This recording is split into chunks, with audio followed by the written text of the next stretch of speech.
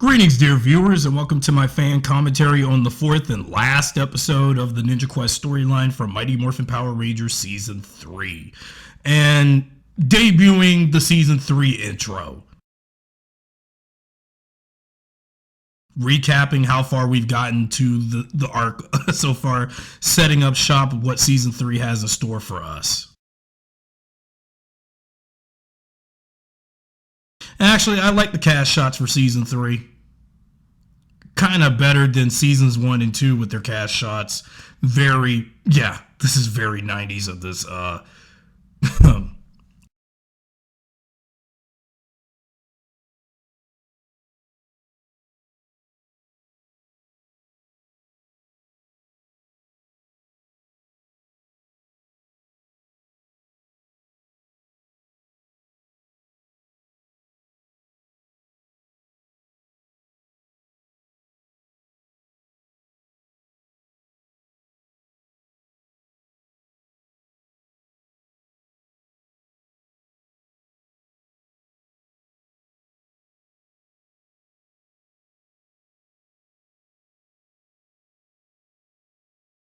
So here we are, and we're on to their last showdown with Rito, showing off the new Zords.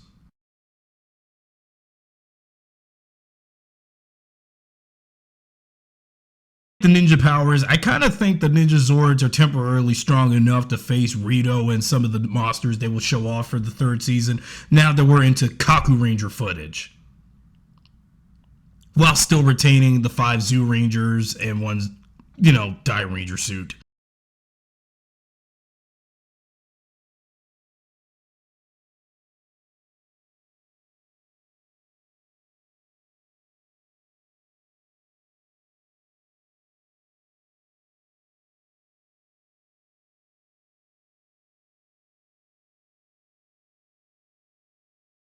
I mean, we are on to a really badass start. Just showing off the Rangers with their new Zords.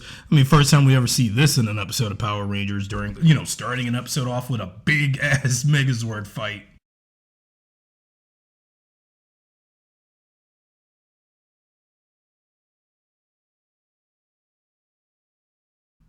I mean, again, I'd rather take the Ninja Zord fight with Rito versus the Ninja Zords versus the Ectomorphicons from the first movie. Because again, I just feel like watching these 4 episodes again, first time in a while, and also for the 30th anniversary.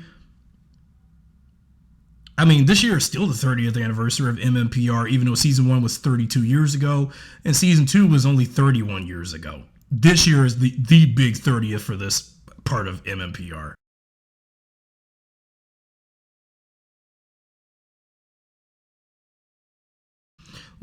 When Zed gets angry, we don't see him glow red as much. I mean, what bit of the glowing red they have on him is just not as glowy, vibrant as we saw him before.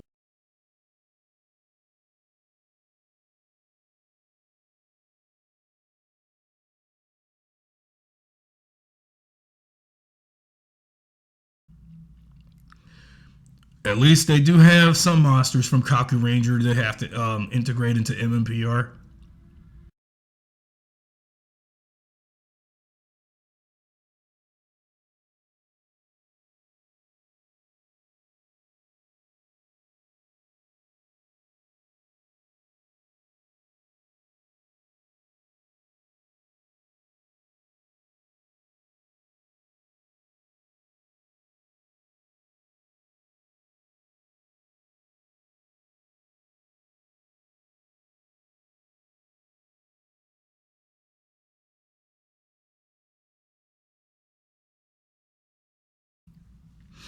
Yeah, it just made me wonder. Every time I see the Ape Ninja Zord with those 2 swords, where was that function in the movie? Rito with a flamethrower and for an arm. That's a kind of cool armament for him.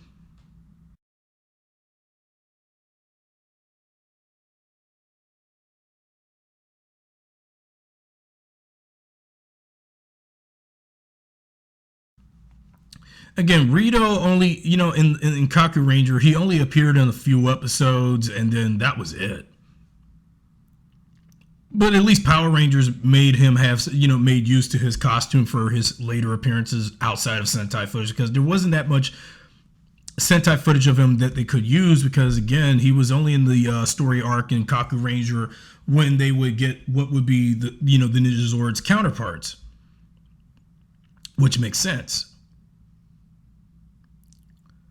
And again, 30 years later, and I still prefer the Ninja Megazord from the TV show, because the movie design, I mean, it was fine for what it was, but I just have never been a fan of the movie's design all that much. At all. I have never was a fan of that design of the Ninja Megazord from the movie.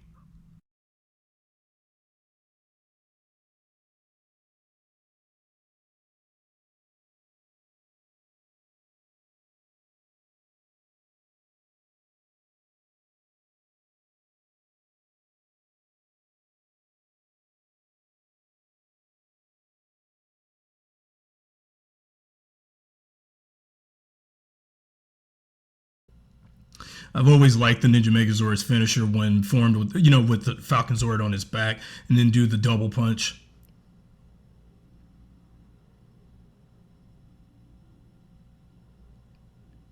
Well, because with the lights flashing on Rito and stuff, that was because you can see a glimpse of his counterpart, his human counterpart, floating out, and then that was the end. That was where Rito and Kaku Ranger died. So Power Rangers, they decided to make use for him for American footage for the remainder until the final episode of Zeo. We would see Rito again. Sucks that he's one of many villains from the Mighty Morphin era that never got wiped away from Zordon Z-Wave, unless, who knows, off screen.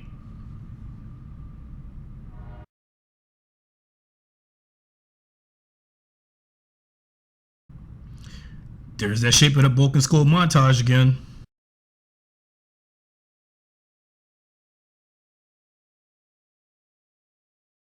They really messed up that obstacle course. They just, oh my god.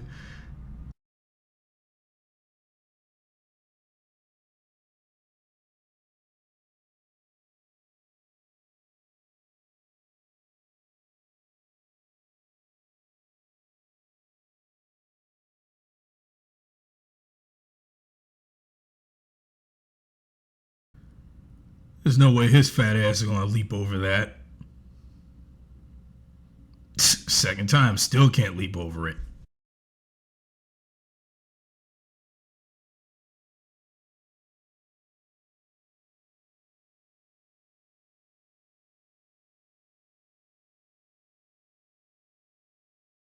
Now that Vampirus is unleashed, they're going to have him face Ninjor. So we used that, now that the first bit with Rito facing the Ninja Megazord has been covered, then we get into an episode of Kaku Ranger when Ninjor's counterpart, Ninja Man, was facing what is Vampirus's counterpart. So they did blend two Kaku Ranger episodes for part 4 to finish up this story.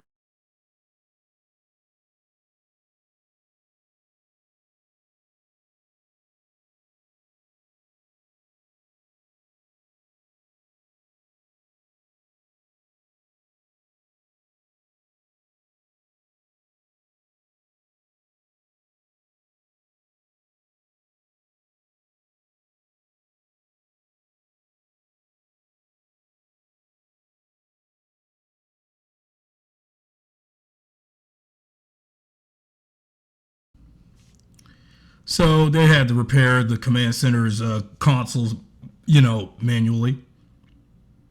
Make sure everything's working safe and right.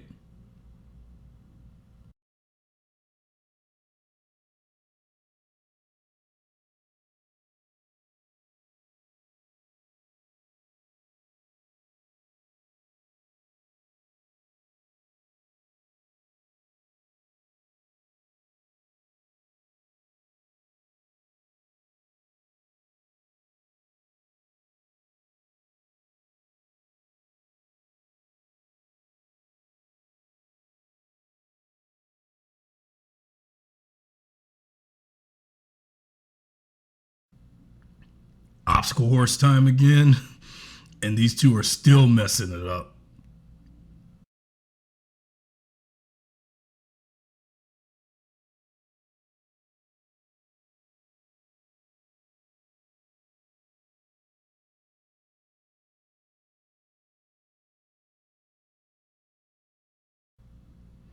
These, I mean, all those cadets are training, and these two acting like it's a vacation for them. Man, they messing up.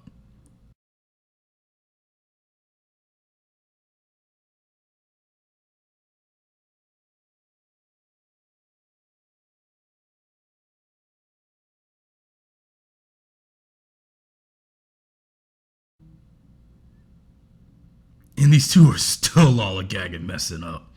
They should have been with the other cadets in training on the track, but they wasn't. And back to that leaping over. Okay, they got it. They got it.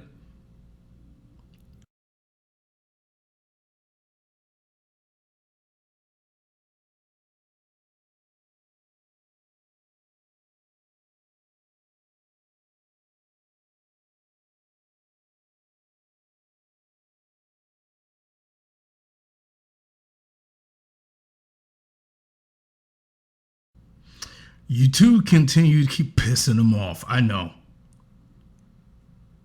Do you guys want to be part of this or not?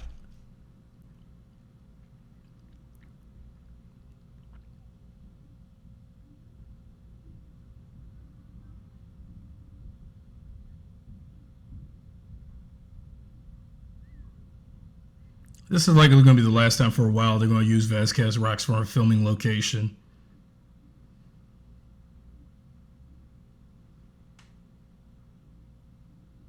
Until sometime later when we get to a certain point in the Alien Ranger arc and Zeo and the rest.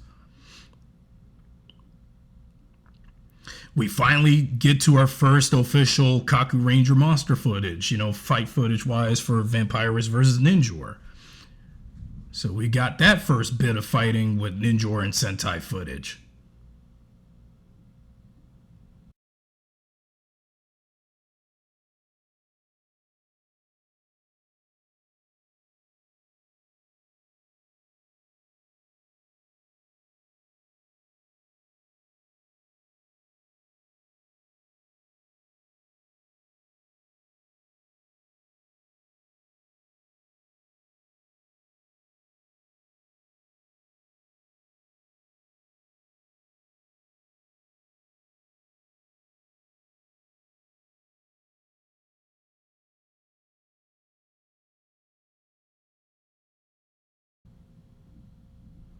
Now, the viewing globe will show that Ninjor is fighting Vampirus, and if, again, this is their last chance. Like if Rita and Zed ever get a chance to get a hold of the ninja power, all hope is lost. The Rangers finally just got their powers back, but with the new Zords tied to it and all, so they don't have nothing much to lose.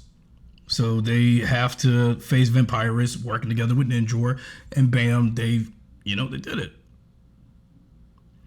And doing our new morph sequence with the Rangers and Morph yelling out the same color with Red Ranger power, Black Ranger power, etc. type call.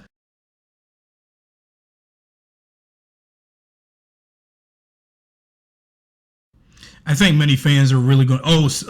Still using little. Last time we'll use some Zoo2 footage of the 5 core Rangers.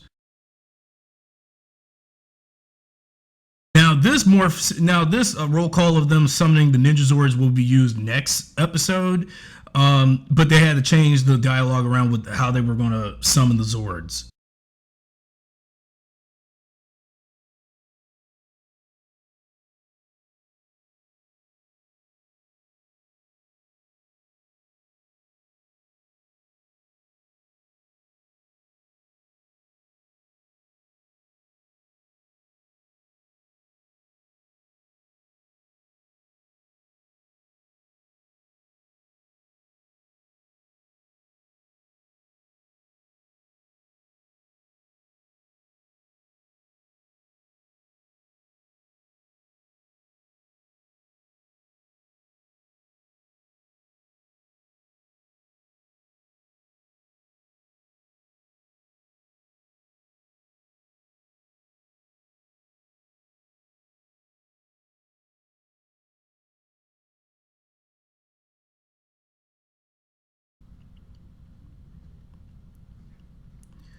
Ninjor was definitely Power Rangers' answer to Deadpool.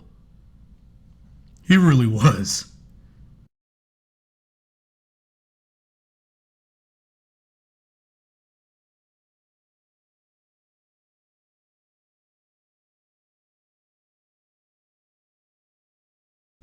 I never really understood what's up with Vampirus with his stereotypical Mexican accent. I don't really get it.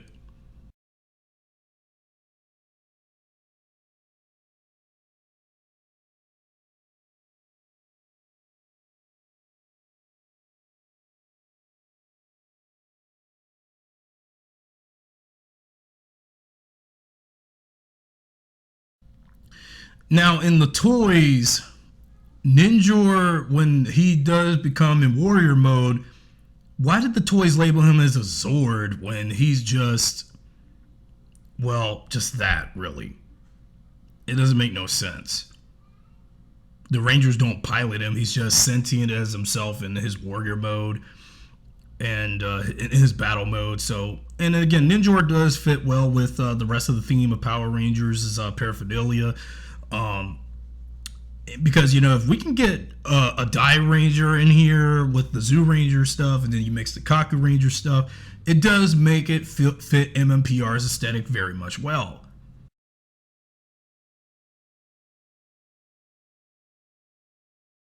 So yeah.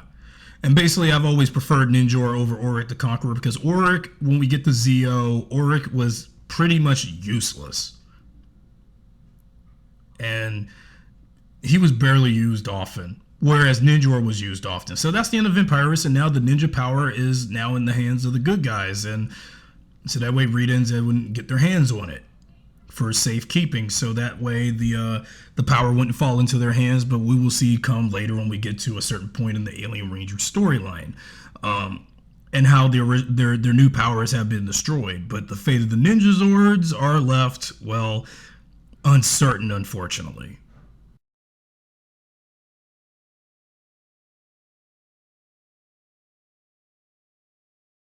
You know, personally, this is one of the reasons why, you know, after looking back on the four-parter, it still holds up 30 years later. And again, it still holds up. I actually think things were well resolved here as opposed to, well, again, the movie, I mind what the movie was doing with when they finally got the Zords and stuff and bringing Zordon back, but with Ninjor now working with the Rangers for the time being, and yeah, because again, this was a well-written four-parter, despite the time constraints and budget issues and stuff, and the rising production costs of season 3. So it makes a lot of sense why the third season of Mighty Morphin had so much against it and the setbacks and everything. But nevertheless, I did like how they set things straight. Until we get to until we get to a point of when we get to more dire situations looming later on, and like one of the Rangers losing their powers and then it's corrupted, and then the Rangers, you know, like when we get to, it's just again when we get to later parts of season 3, as we know. While the Ranger story in this arc is complete with them finally having their ninja powers and everything, Bulk and Skull is complete with their training, finally joining the Angel Grove Junior Patrol, and we have that sort of graduation ceremony, and that's complete for them on their part.